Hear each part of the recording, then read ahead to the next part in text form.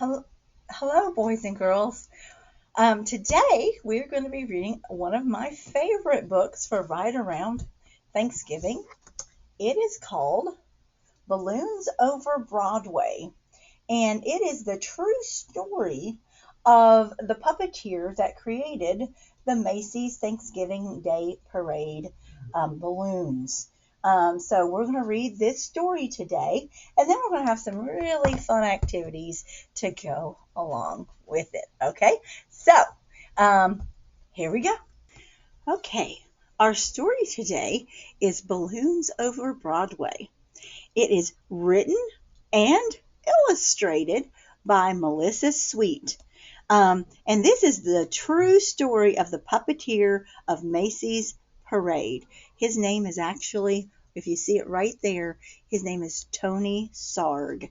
So here, let's go. Let's see what we can learn about him today.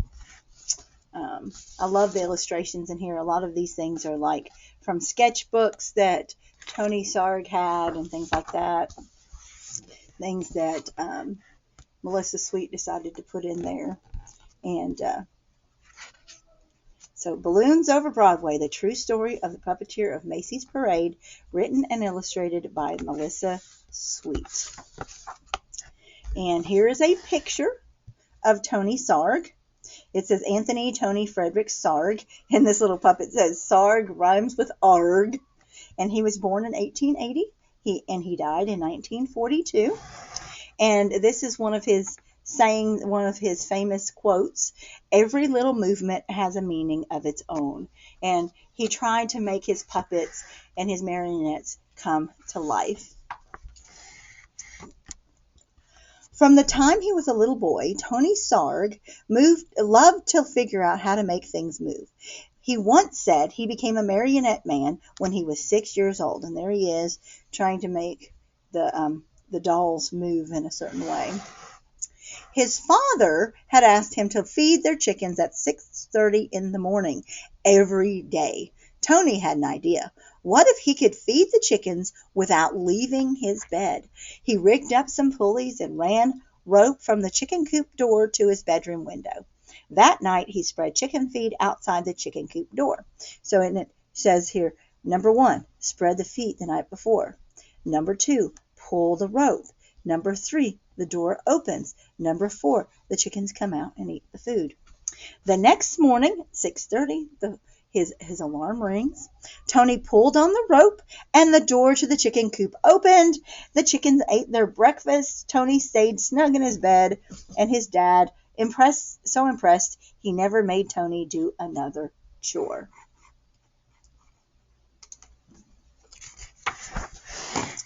When Tony grew up, he moved to London, where he discovered that no one was making marionettes for kids anymore. So out of wood, cloth, and strings, Tony began to make puppets. He figured out ways to make his marionettes' movements so lifelike that they performed as if they were real actors. Word soon spread about Tony's amazing marionettes. So here he is. He's got his little marionettes with him. When Tony moved to New York City, the Tony Sarg marionettes began performing on Broadway. So they were performing in shows on Broadway, which is really cool. In the heart of New York City, in Herald Square, was the biggest store on earth, R.H. Macy's department store.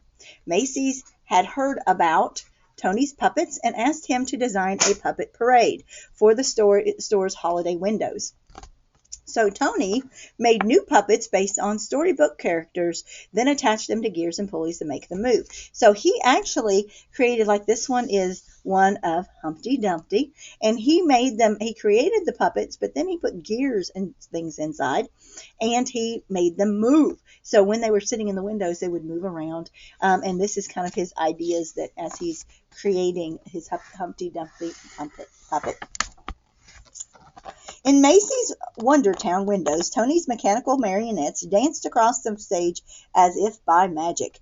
All day long, they performed to shoppers jostling for a better look. So it became a huge deal to go and look in Macy's windows and see Macy's Wondertown and look at all the moving puppets that were there and all of those that were created by Tony Sarg.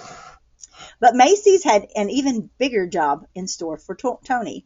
Many of the people working at Macy's were immigrants, and as the holidays approached, they missed their own holiday traditions of music and dancing in the streets. Macy's agreed to put on a parade for their employees, and they hired Tony to help.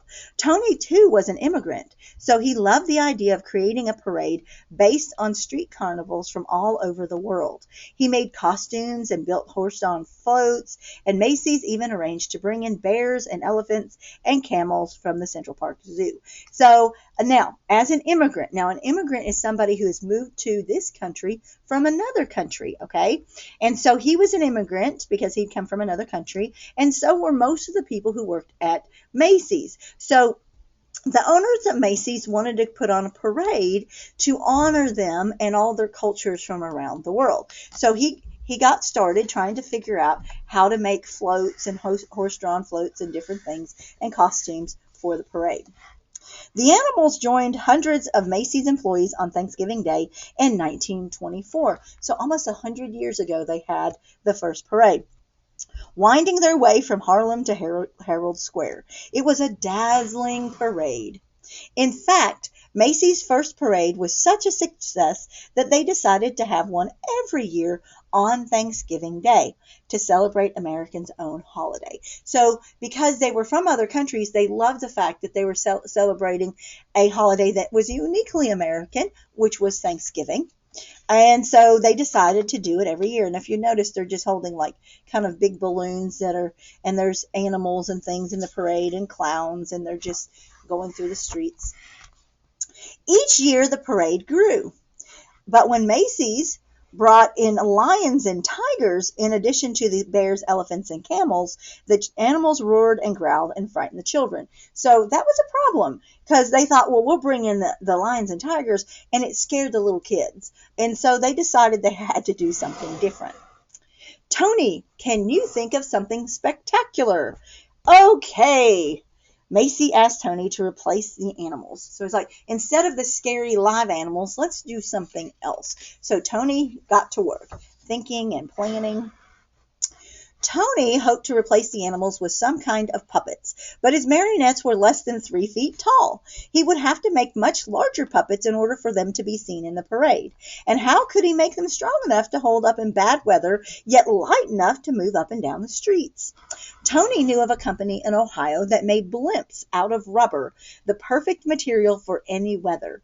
When he called the company and showed them his sketches, they agreed to make what Tony wanted. Still, how could Tony make his puppets move? So they were going to make these out of the same kind of materials that they made the Goodyear blimp out of. And so the company in Ohio agreed to do it, but then he had to figure out, how are we going to make them move as they walk down the street? Then Tony had an idea from an Indonesian rod puppet in his toy collection. So he saw this puppet and had sticks from the bottoms. So instead of, like, this one has strings from the top, which is what Tony was always created, this one he got from another country, and it had sticks that moved it from the bottom. So he thought, maybe I could do that. On Thanksgiving Day, Tony's creatures, some as high as 16 feet tall, spilled into the streets, and the crowds cheered wildly. Part puppet, part balloon, the air-filled rubber bags wobbled down the avenues propped up by wooden sticks. So they were holding them up. If you can see, people are there on the sides holding them up with wooden sticks. But now the sidewalks were so packed with people that only those in the first few rows could really see the parade. Tony realized his puppets would have to be even bigger and higher off the ground. And though the sticks helped to steer the puppets, they were stiff and heavy. Tony wanted his balloon to articulate, which means to move and gesture, more like puppets. But how? Because remember, he loved for his puppets to move. He had even, in the windows, created gears so they would move on their own. So he was trying to figure out how to make them move. With a marionette, the controls are above, and the strings and the puppet hangs down. But if you put a balloon and it floats up, but what if the controls were below and the puppet could rise up? So he's like, what if we filled them and made them rise up, and then they could float? During the next year, Tony set his new idea into motion. This time, he asked the company in Ohio to make balloons out of rubberized silk, as strong as rubber, but lighter than rubber alone. So they were a combination of rubber and silk. Most important, Tony ordered the balloons to be filled not just with air, because air you had to hold up, but with helium too. Since helium is lighter than air, it would make the balloons rise. Once the puppets were completed, they were deflated and shipped back to Tony in New York. So they created them in Ohio, and then they shipped them all the way to New York City. It says New York City, 439 miles. Tony did not know if everything would go as planned. And here's the things he's worried about. What if the balloons are filled with too much helium and they float away? What if one hits a sharp object and explodes? What will they fit under the elevated train track? Because they did have to fit underneath the train tracks in order to make it. It was still dark on Thanksgiving morning when Tony filled the balloons with helium, tethering them down with sandbags. By 1 p.m., the sidewalks were packed with people ready for the parade. Then, one by one, Tony cut the lines to the sandbags. Let's have a parade! Oh, I love this one. This one's kind of hard to see, but if you can see, they're floating way up above. Yeah, it's on the side here. But it says, and the magnificent upside down marionettes rose to the skies. And they went all the way up to the skies. And so could all the people on the ground see them? Yeah, because they were way up in the sky. Nodding and waving to the crowds below, they sailed past Central Park and they sailed down Broadway. So there they are. They shimmied and swayed through the canyons of New York City.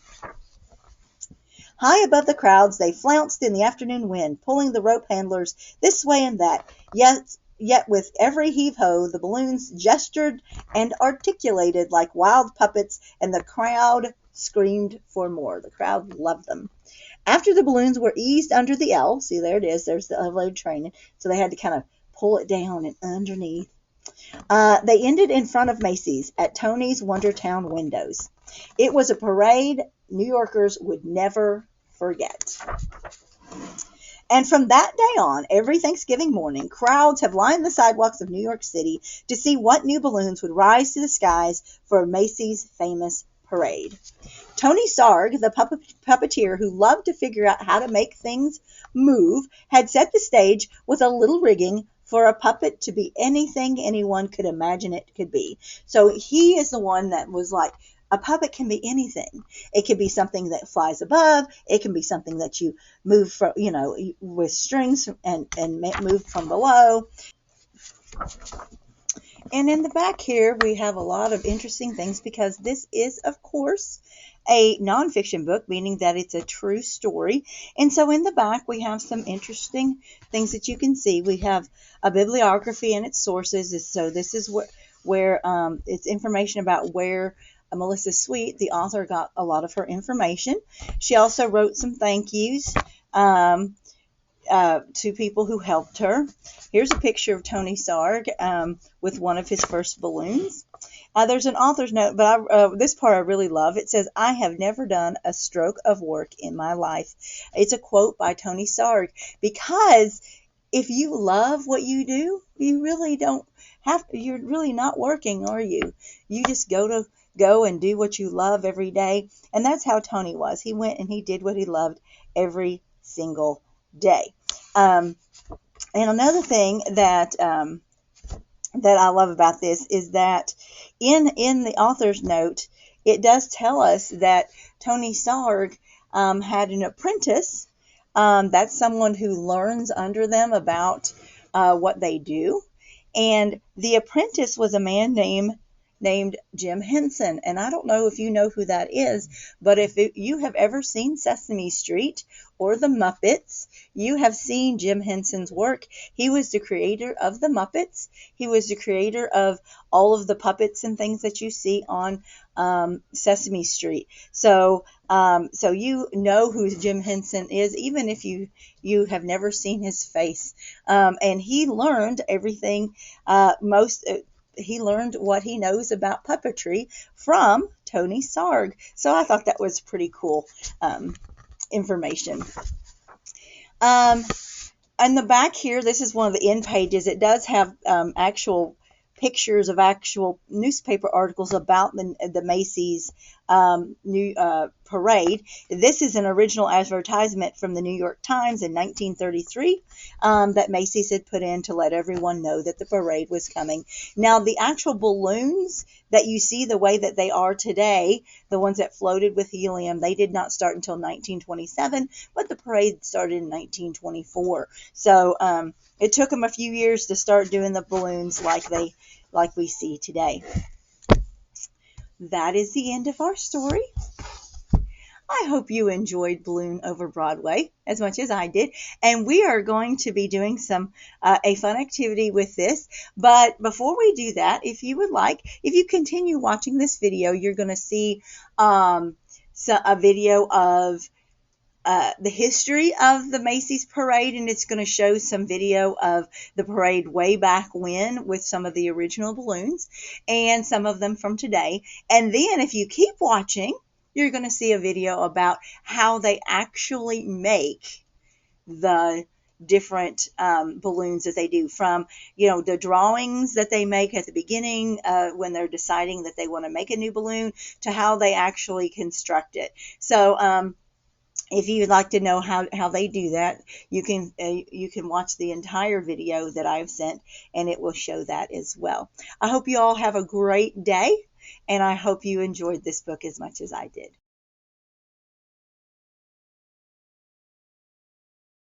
Before the turkey and the sweet potatoes hit the table, many Americans start their Thanksgiving watching a parade. And it's been that way for nearly a century. November 1924, a small group of Macy's employees gathers to celebrate Thanksgiving.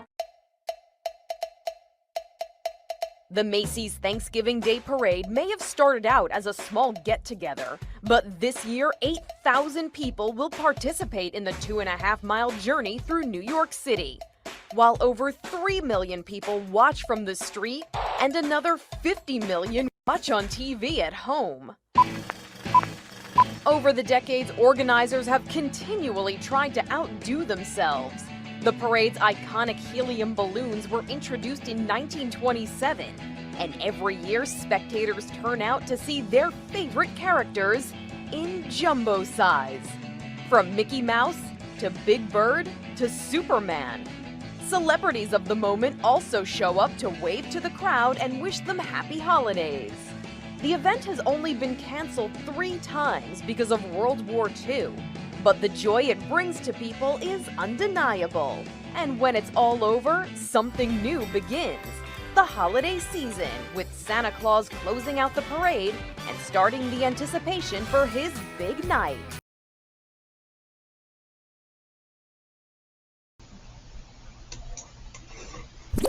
We're getting all the balloons ready for the 2008 Macy's Thanksgiving Day Parade. I think you are going to be thrilled with our lineup of Buzz Lightyear, the Smurf balloon, and Horton Hears a Who, all flying down Broadway. Come with me, I'll show you the behind the scenes of how they're all created. We're getting all the balloons ready for the 2008 Macy's Thanksgiving Day Parade. I think you are going to be thrilled with our lineup of Buzz Lightyear, the Smurf balloon. We're getting all the balloons ready for the 2008 Macy's Thanksgiving Day Parade. I think you are going to be thrilled with our lineup of Buzz Lightyear, the Smurf balloon, and Horton Hears a Who, all flying down Broadway. Come with me, I'll show you the behind the scenes of how they're all created, from a sketch right onto the giant balloons floating down the parade route. For 8 decades now, the most famous parade in the world has had that one signature element, those giant character balloons floating through the air. They all start out as an idea, and the idea becomes a sketch, and then a rendering. But then we've got to actually get down to making the balloon. And for that, we've got to go to 3D. We start with an armature, which is kind of like the skeleton of a balloon. Over the outside of the skeleton, we're going to put muscle and skin in the form of clay. And we do this giant clay model like you hear of our friend Smurf, in scale. Once we have all of the details of our clay model complete, we copy that by making a mold. Using silicone, rubber, and plastic, we make the mold that will allow us to cast 2 duplicates of that clay model. One of the duplicates we'll paint white so that we can draw in, just like a blueprint, all of the technical details, where the seams will be, where the handling lines will attach, inflation ports, deflation ports, everything we need to construct the balloon. Then we've got to put the balloon together, and it means cutting yards and yards of fabric and seaming together literally miles of seams to make this giant inflatable that we will fill with helium and get in the air for a test flight. Macy's Thanksgiving Day Parade is literally the longest show on Broadway, and like every Broadway show, once all the technical work is done, we've got to have a dress rehearsal. So we'll test fly the balloon just so we can see where our balance is and to make sure that we have all the lines that we want attached and that the anchor vehicle underneath the balloon is taking the load that we want and that all of the free lift from the helium inside the balloon is balanced out by all of our great handlers down on the ground below, and we find that out in our test flights. Believe it or not, that giant balloon from the steps of the drawings all the way to seeing it in the air comes down to a bin this size when it gets ready to go to New York. So all of them are heading over to New York for Thanksgiving morning when we're going to say, let's have a parade! Hi, boys and girls. Welcome back. I hope you learned a lot and really enjoyed the read aloud. I hope you really learned a lot about the Macy's Thanksgiving Day Parade and how they make the balloon floats. So today we're going to be doing a really fun activity that everyone in the school has an opportunity to do. We're going to create our very own parade balloons. And so your teacher's just going to give you a balloon and a stick that will carry them around in, and you're going to decorate it. And then we're going to have a time when everyone's going to come out in the hallways. We're going to have our very own Corbin Primary School Thanksgiving Parade to celebrate Thanksgiving and the beginning of the holiday season. So I hope you all enjoy this. Let me give you some ideas about what you can do. Right here, you can see some different examples that I pulled from the computer. They are,